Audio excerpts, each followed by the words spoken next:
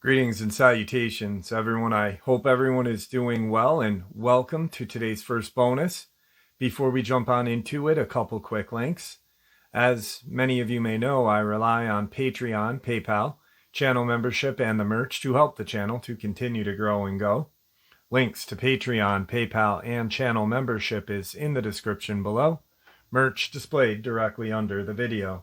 Also, Dogman Frightening Encounters, Volume 1 through 3, the audiobook versions. They were written and researched by Tom Lyons, narrated and produced by me, Jeff Nadolny. These audiobooks are available on Audible, Amazon, and iTunes, links to which are also in the description as well. And finally, last but definitely not least, if you'd really like to help support the channel to continue to grow and go, simply subscribe. It does not cost a cent. Click the like button, takes half a second.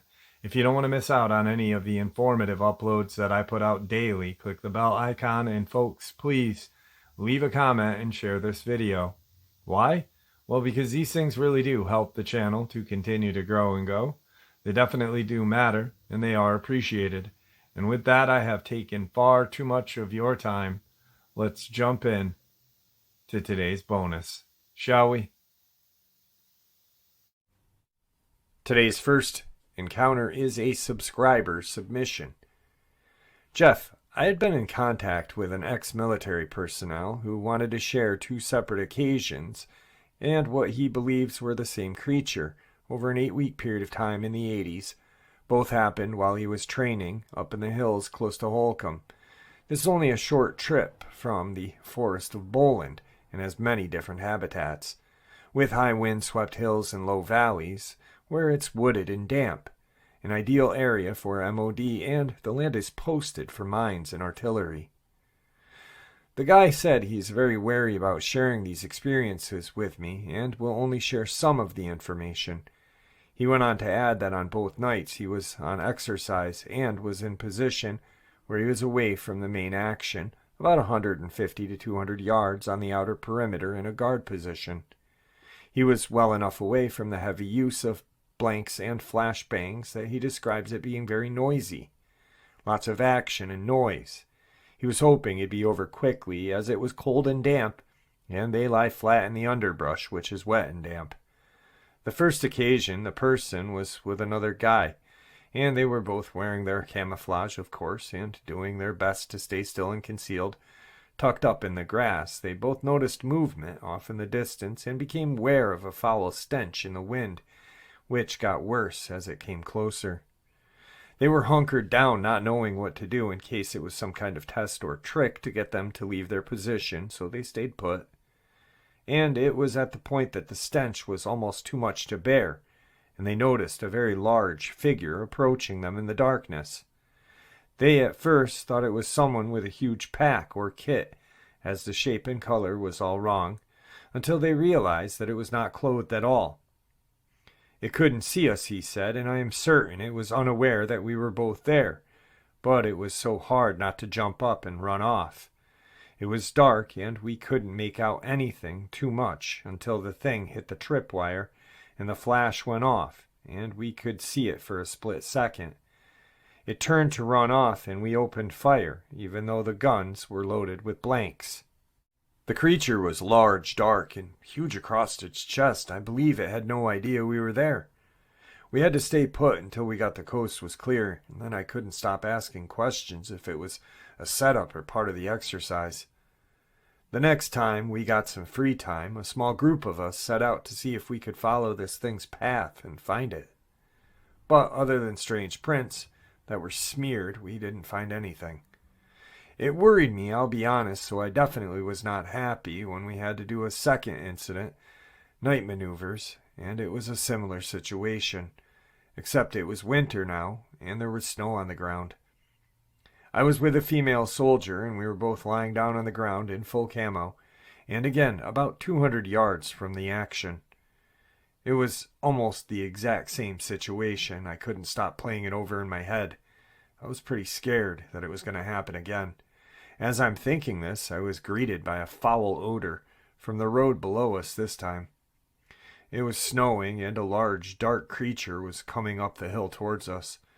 I was so scared I shouted, and like an idiot made myself known. It looked in our direction. The camouflage must have worked, as it looked in our direction but didn't see us, and it started to move closer still. When it was 30 feet away, it pulled up. As if it sensed us, it snarled and took off running up a hill that was very steep. Once again, you couldn't make out much, just the size of this thing. And the way the creature moved, it cleared that hill in 3 seconds flat, I'd say. This time my colleague didn't stay put. She was after it. It was easy to see where it went due to the snow. We tracked it, and it took us 10 minutes at least just to get up the hill that this thing had climbed in a flash. There were smudged tracks, but there was no sign of this creature. We returned to our spot and waited to return to camp. Alright guys, today's first video clip is what appears to be a driver. Apparently it hits what they thought was a deer or possibly a human. They are searching for it because they had no idea what they hit. They seem to be very worried about their car more so than whatever they hit, until they see something come chasing after them in their backup camera. Check it out. Hit something. Hope it didn't hurt the car.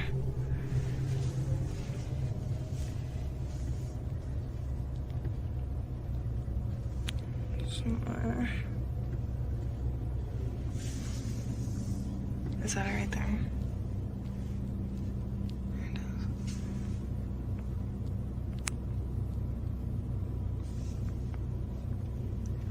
Oh my gosh, go.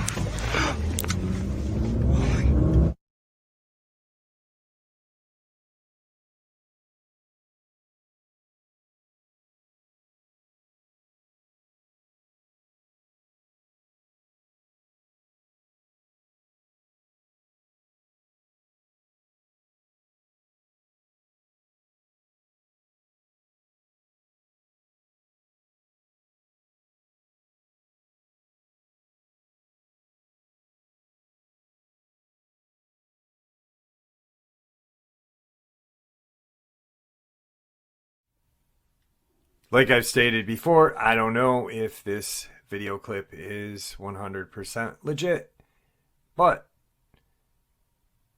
either way, seeing something like that in your backup camera is absolutely horrifying. Even if it's a person that just out of the blue comes running up to your car that you have no idea they're there. Definitely a freaky clip. The creature or whatever it is huge though. So I'm really not sure on this, and I hope you guys can formulate your own opinions onto today's second encounter. I live in North Pakistan, and it's a lot like the northern United States or Central Europe in terms of environment.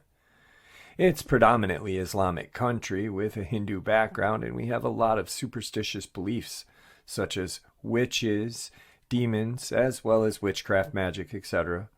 I'm aware that skinwalkers are native to North America. I don't live in the countryside, but I have a farm that I visit almost every weekend. It's less agriculture and more pleasure. The farm is located in a community of farms, and to the north is a large patch of unclaimed forest, maybe 200 acres. The forest is populated with fox, coyote, porcupine, and wild boar, apart from feral dog and such. I've been doing a lot of hunting in my time there, and I've never experienced anything like this before. I used to hunt at night alone quite a bit prior to this incident. I was hunting at night. It was about 1 in the morning, which is around the time the wild boar are most active, being nocturnal. I shot an adult female hog, probably 3:50 a.m. Since it was getting late, I decided to remove the body the next morning.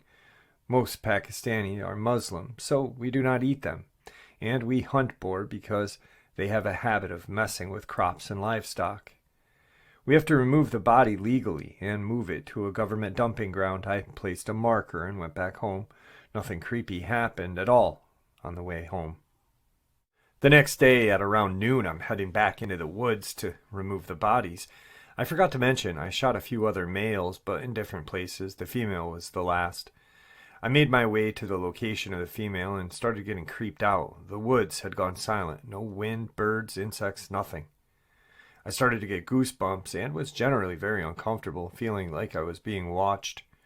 When I got to the body, I saw in horror that this thing had been torn in half, with one half lying a good 15 feet from the other. There was dried blood all over the place, but it wasn't the blood itself that freaked me out. It was the fact that there was blood at all. Blood dries up in veins of dead animals within 10 minutes of death, meaning that whatever did this had done it within 5 to 10 minutes of me leaving the body.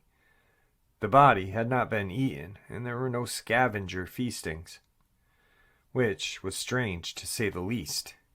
I decided to get out of there as fast as I could. I unholstered my pistol. I didn't have my rifle with me at the time. I started to speed walk out of there, reciting any Islamic verse I could to ward off evil. I'm agnostic, by the way, but at that time I was praying to all gods. After 10 minutes of walking, that uneasy feeling wore off. The sound again returned to the forest. It was like a switch had been clicked.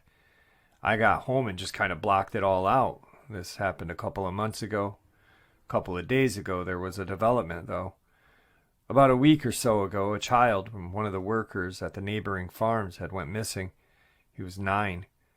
2 days ago, my dad told me they had found his decaying, mutilated corpse in the woods not more than 50 yards from where my incident had taken place. My dad still doesn't know about my incident. The child's face had been ripped off. His left leg was lying away from him. The police were called and the place was blocked off, but this being Pakistani police, they chalked it up to a wild animal. The owner of the farm paid for an autopsy at a private hospital, and it came back inconclusive. All they knew was the kid died of blood loss. The body had not been touched by scavengers, despite it being there for a few days, and was intact apart from the face and leg. The person that found the body, another guy from the neighboring farm who was out hunting, said he felt very uneasy before he found the body.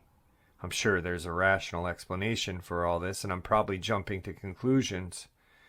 The events are most likely not connected. However, I will not be going in those woods alone again, and not at night even with somebody. Today's second video is what appears to be, or what they're calling, a crawler. It is very shocking. I, once again, don't stand by it 100%. I will tell you it is a bit of a jump scare, though. Hello, YouTube. I'm back outside again. I don't know if any of you saw my YouTube videos that I uploaded yesterday. I caught something, I don't know what it was, on camera last night in my forest, and now I'm out front, in the front of my house. So I heard some noises out here just maybe 5-10 minutes ago. Thought I should grab the camera again just in case it's a trespasser. I couldn't tell what it was last night. I booked it. I was scared. I mean, I can hear something down there. Hello? Hello? Oh my God, what the heck? Oh my God! What the?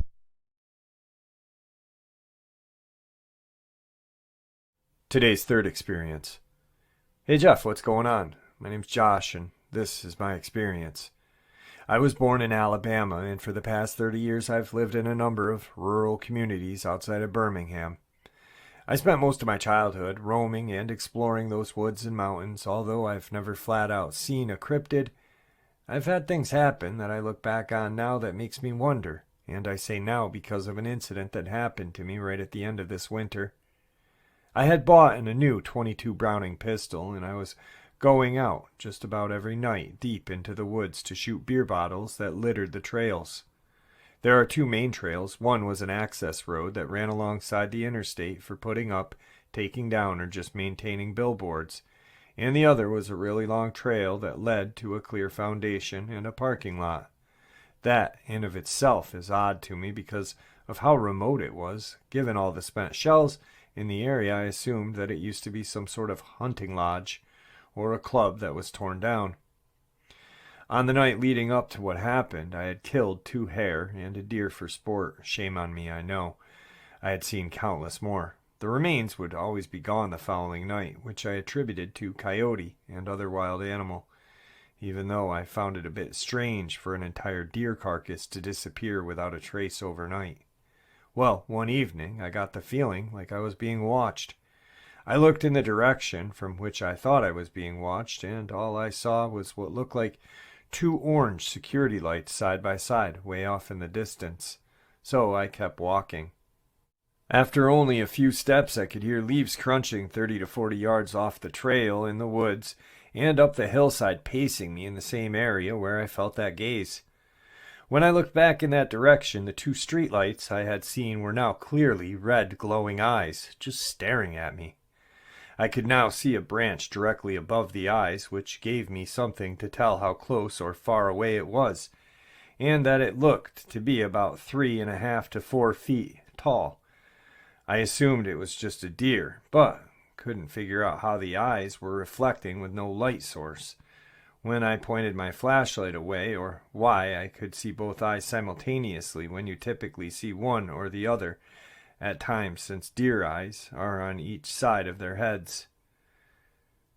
I started up the trail after this animal, being sure to keep an eye on it. When I turned to look a few steps, it was gone. No galloping or leaves crunching or fading away. Just a few brisk steps and then nothing.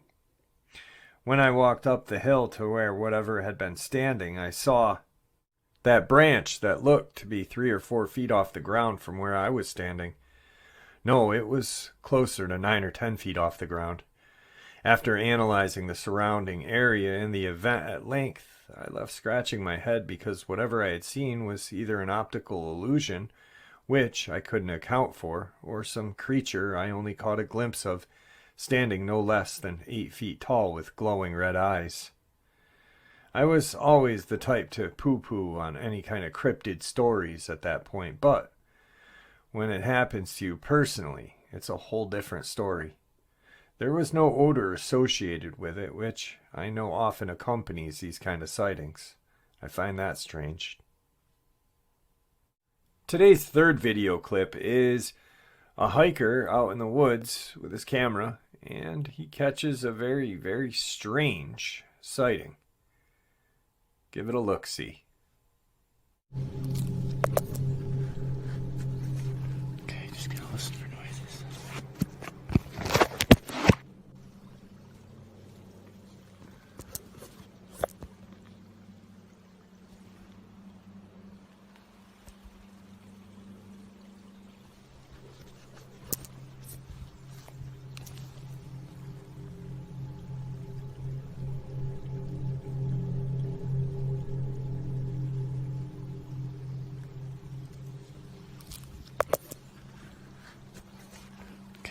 Listen for noises.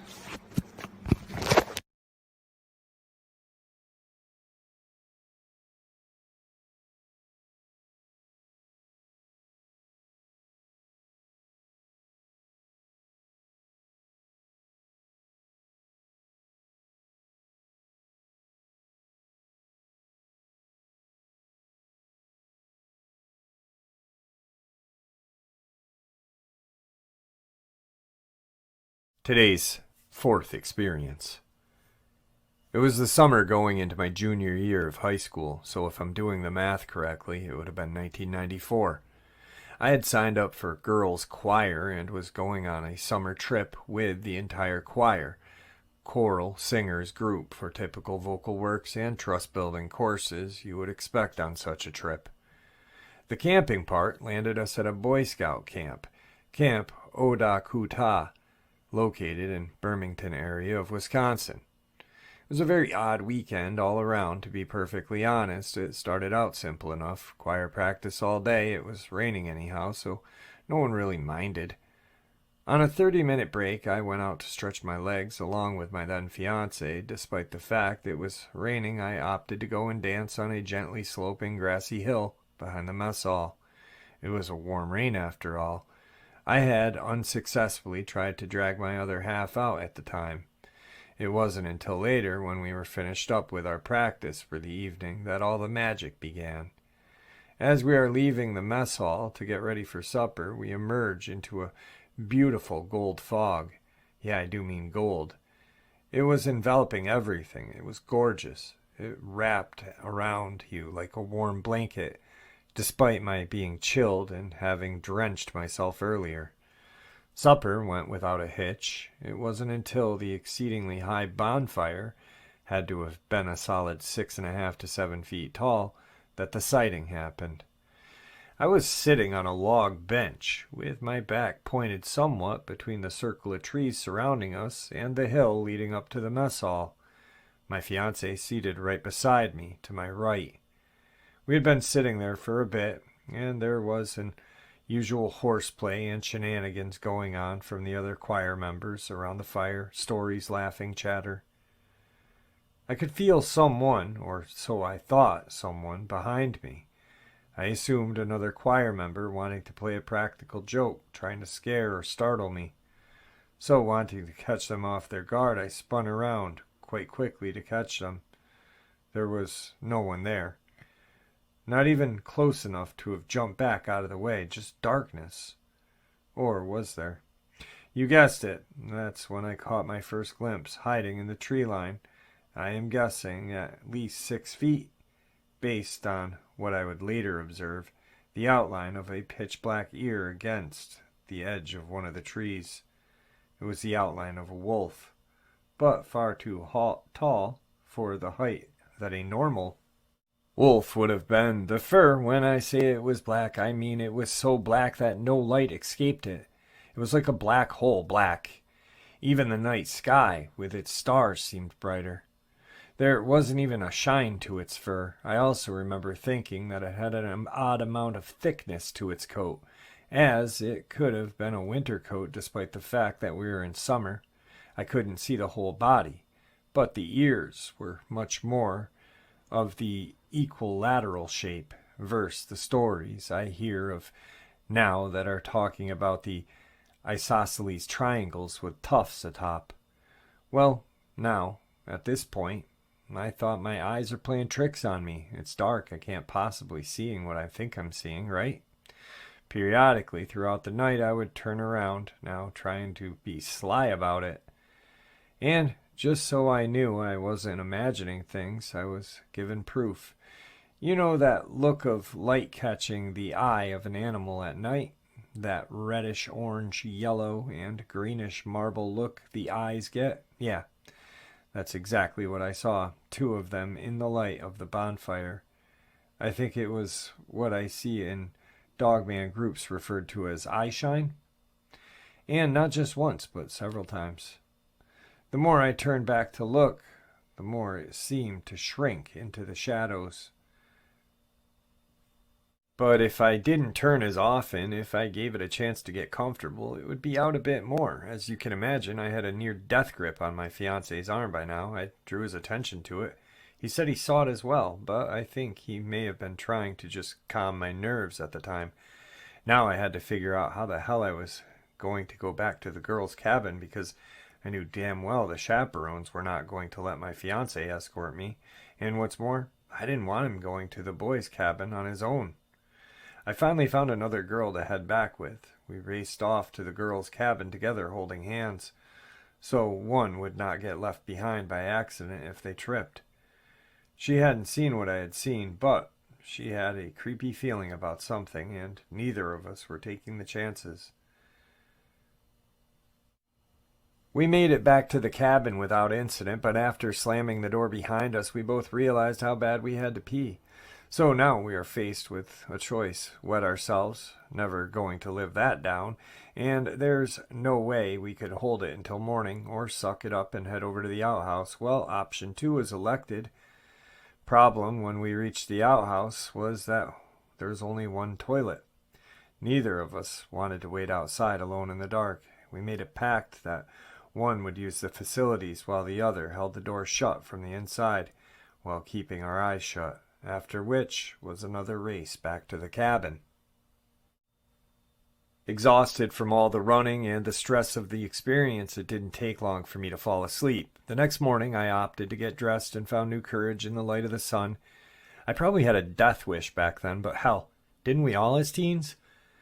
I went strolling down to the bowl where the fire pit was. As I approached, I could smell some god-awful smelling scat. Later, I had someone try to tell me that the smell was a backed-up grease trap, and the visual scat I saw was musty mushrooms. Well, I say BS. I know what musty mushrooms look like, and I know what scat looks like, and I am quite all familiar with a foul diarrhea from canine smells. And let me tell you that was some major intestinal upset. I still remember the sickening grayish-brown green color, and on occasion the smell enters my nose through my memory. The scat wasn't the only physical evidence either. By the pines it had been seen by, in the tree line, the wood chips were packed down like something heavy had been there for quite some time. Curious thing, though, there were bushes/shrubs directly behind them. So how on earth did I see this thing move closer and further from me at night without making any noise? And as I thought about it, what kept from chasing me and the entire choir mate when we ran back to the cabin, a live animal would have given chase. Is it a creature from the other side? Okay, so pondering that, I decided to stroll down to the narrow pathway pointing to the boys' cabin and see my bow. Forget about the fact that it was dense tree line on either side. Yeah, like I said, I think I had a death wish, dumb teen that I was. Or perhaps I just thought I was invincible, like every other teen out there. Anyhow, as I approached the cabin, there was little sign of life. Of course, they were all still sleeping. After waiting for around 5 minutes or so, and realizing no one was coming out to me to even inquire if my guy was up, I decided to head up the path that had bordered on my left side by a small hill that stretched nearly the entire way up the path. Shortly after passing from sight of the boys' cabin, I saw a red orb. It was about the size of a volleyball, dense red, and in the center fading toward the outside edge. Floating out into the gravel path ahead of me, about a head height, it had come from the left. Now, mind you, it was not perfectly still. It kind of did hover motion in its spot as it moved. My dumbass decided to follow it. A minute or two up the path, it stopped, and even though it was an orb, you could tell it turned around to stare at me as if to say, "WTF do you want? And why are you following me?" Despite there being no exchange of words, it turned around and continued on until the gravel stretch we were on T-boned into another gravel stretch, giving away to a dead end into the tree line. The orb proceeded into the tree line and dissipated right in front of my eyes. It wasn't the only time I had been at camp, but it was the only time I had ever experienced anything like what I saw. And my significant other at the time had been up there many times in his life with Boy Scouts and never experienced anything like that. No, although the camp does circulate a story amongst its attendees about a buck-horned monster and another rabid raccoon that had been killed not far from where we saw the orb in a storage shed that was actually bars in the hillside. It looked more like a medieval cell than a storage shed. At this point, I had never heard of a Dogman, so my mind thought werewolf. I've been very interested in real wolves and connected with dogs, canines, since I was in the womb. I'll also admit I've been obsessed with a variety of things paranormal and supernatural from the time I was young, but I was focused on ESP, ghosts, etc. At that point in my life, I certainly hadn't even thought if a werewolf was real, or Dogman could exist. Nevertheless, I believe this and a number of other properly placed events, entities in my life, both before and after this incident, led me even deeper into wanting to learn more about these things that go bump in the night, as well as deepen my connection with the natural world around us. I joined a paranormal group about 3 years ago. but decided I preferred sleep over the average attention seeker we come across. Plus, I never had a chance to do any cryptid investigations with the group, although I did part on good terms, so we keep in touch with anything they think might be able to help me, or me, vice versa. Met some pretty cool people, though.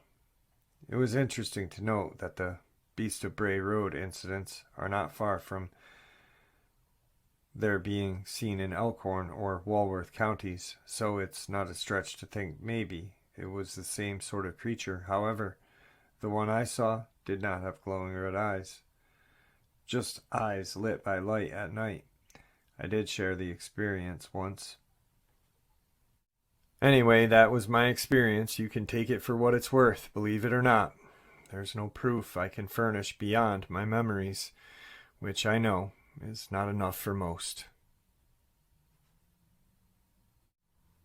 Today's fourth video clip is what appears to be a Bigfoot on a hill, and it looks like it does not like this person videotaping it or whatever, video recording it, and throws a rock at this guy.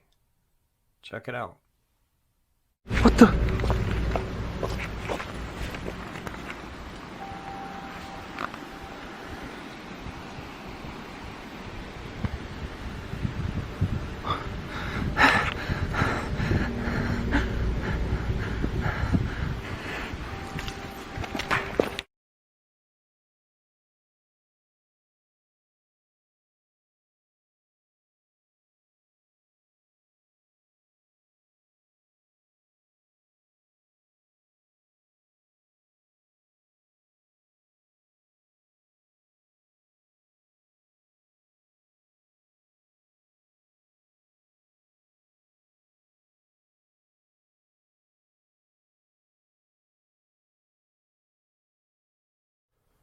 And tonight's final encounter.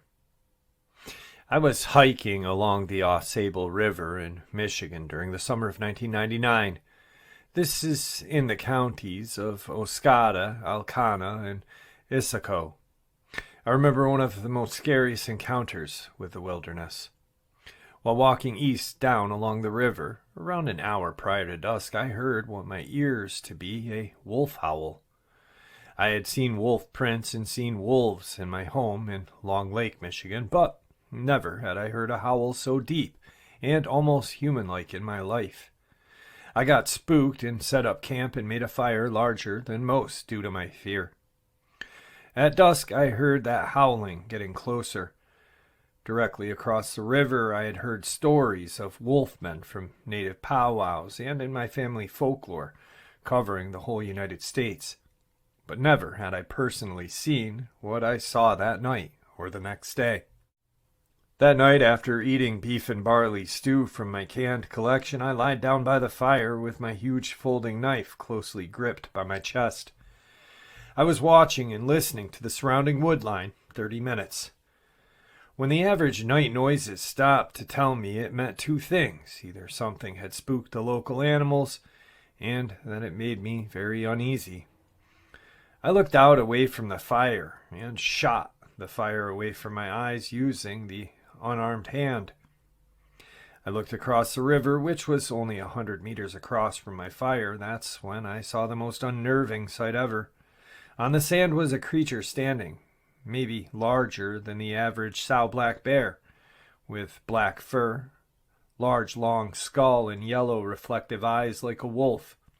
I closed my eyes and hoped I was imagining things, and then it gave out a howl again. I opened my eyes and it ran back up the bank and disappeared into the night. As it ran, it didn't run on all fours like a bear or a wolf. Unlike the local Bigfoot, it wasn't upright like a human or primate. I was so scared that I had slept the rest of the night in a tree 20 feet off the ground. It took me 3 hours and praying to ease my fear so I could sleep. And there you have it, folks. I hope you all enjoyed today's bonus as much as I enjoyed sharing it with you. I'd like to thank you for supporting the channel. It is your support that helps the channel to continue to grow and go. and what gives us all a place and a chance to share our experiences and theories judgment-free. Everyone is simply treated with the respect that we deserve. Please stay safe, happy, healthy, and ever vigilant, keeping an eye on our children, pets, family, and our friends. These creatures are real. These events have happened. Share this information with those you love and care about, and it may just help save their lives someday. Until next time, never stop asking questions, never stop searching for the truth, and God bless you all.